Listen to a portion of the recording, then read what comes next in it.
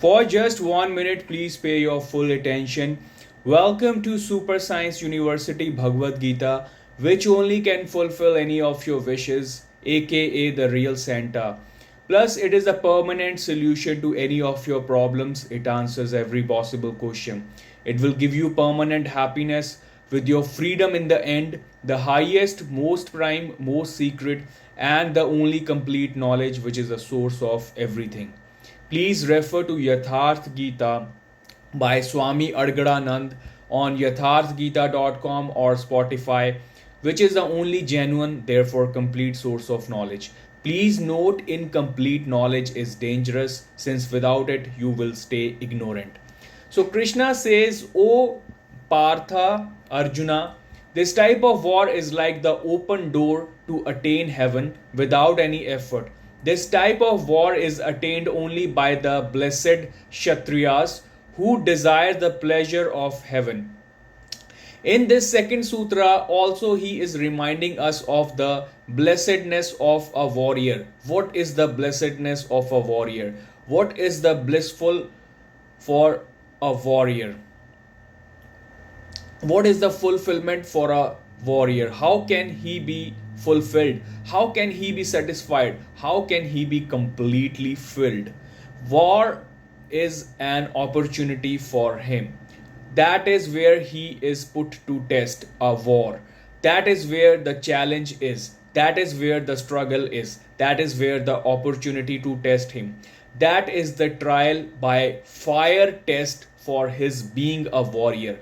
Krishna is saying that it is like someone standing at the gates of heaven and hell, and the choice is in his hand.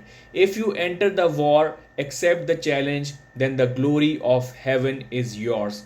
If you run away, flee, turn your back, then the infamy of hell is yours. Here, heaven and hell are not indicative of any geographical location.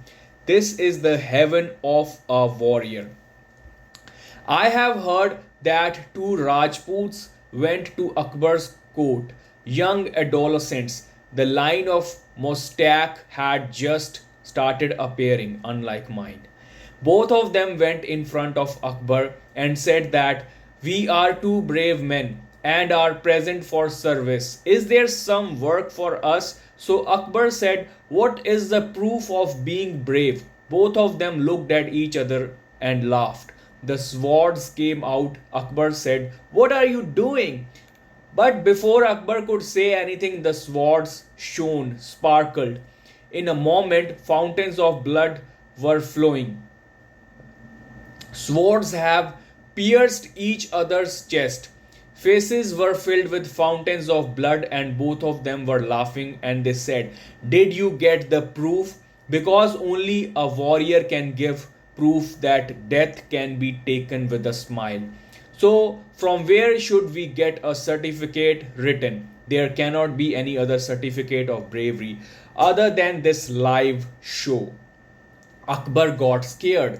He has written in his autobiography that he had never been so scared. He called Man Singh and said, what is the matter? I had just asked casually. So Man Singh said, never ask a Kshatriya like this. Ab dobara mat puchna. Because we carry our lives in our hands. The meaning of a warrior is that death is not worth thinking about even for a moment. But Akbar has written that what surprised me was that at the time of death, they were very happy. There was a smile on their faces. So he asked Man Singh, why they smile even after death?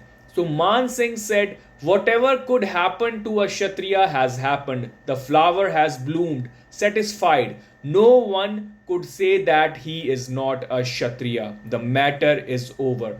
What Krishna tells Arjuna that the moment of war for a Kshatriya is when the doors of both heaven and hell are open before him. That is his test, that is his trial. What you have been waiting for, what you have prepared for till date, what you have aspired and prayed for, what you have desired is about to be get fulfilled today. And at the last moment, you talk of running away, you talk of falling into the hell with your own hands. Where does the identity of a Kshatriya personality lie? In that moment, in that occasion, where he puts his life at stake as if life is nothing. All his preparations are for this only. His thirst is also for this only. If he misses this opportunity, the edge of the sword will go away forever. Then the sword will rust. Then only tears will remain.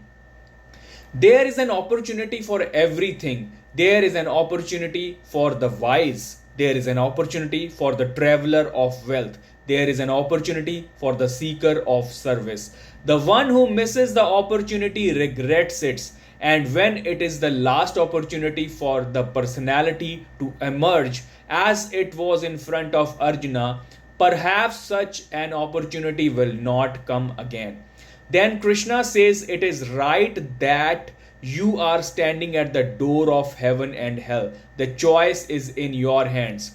Remember who you are. Remember what you have wanted till now. Remember what you have prepared for your whole life. From morning to evening, from evening to morning. सुबह से लेकर शाम तक, शाम से लेकर सुबह तक. Now that opportunity of the sword's shine has come and you wish to run and rust your sword. The real war is the war between matter and spirit. And Lord Krishna is talking about that according to Yatharth Gita, since Arjuna is fighting for the right cause. These wars are the wars in this world. There are many wars. Even securing a victory in that war doesn't give this opportunity to a warrior. So even in the normal wars, even if you win the war, there is only sense gratification involved in those wars, and after a while the winner too will die. So what kind of victory is involved in those wars? Is it a real victory? So the war that is happening between Arjuna and the Kauravas is not a normal war. The 100% justification done to Gita is only by Yatharth Gita, according to which Krishna ji is trying to convert Arjuna into a Brahmin. Either one becomes a complete empty medium and then he is able to do justification with Gita, because he just transcend this divine knowledge as it is from the main medium and transfer it for the society, or he is himself like a mirror and then he can do complete justification to Gita. Osho sir has failed in both cases. This Yatharth Gita is the true definition of what Lord Krishna really wanted to tell Arjuna in time of Gita. Only a true seeker will come to this conclusion after going through this source. Unless you travel inside of you, you cannot understand the outside world. Without Gita, you cannot understand any other scriptures or science. No matter how childish the statement seems like for a reader, that is the difference between science and spirituality. For science, the statements are very tough and a child will run away and will not attempt to solve it. For spirituality, the statements are very rare and very easy. And every mature guru who is a child in reality thinks he understands it and is living life according to it and starts preaching them to the public. There lies the sarcasm. So who is not preaching Bhagavad-Gita is yet far away from the ultimate truth. And Gita is the most difficult idiom. Out of all the 1,000 versions of Gita, I found only one to be 100% correct. I am still trying to locate a similar source, but I haven't found that yet. But the search is still going on. Both sources will be similar, but never the same, even if I found them. Since no two humans ever born are the same, and this is the law of nature which nobody can change. So it is impossible to have two humans with similarity. It is not possible. Sorry, with same kind of nature. Similarity can be there, but sameness cannot be found. So wait for my next video, guys. Best of luck.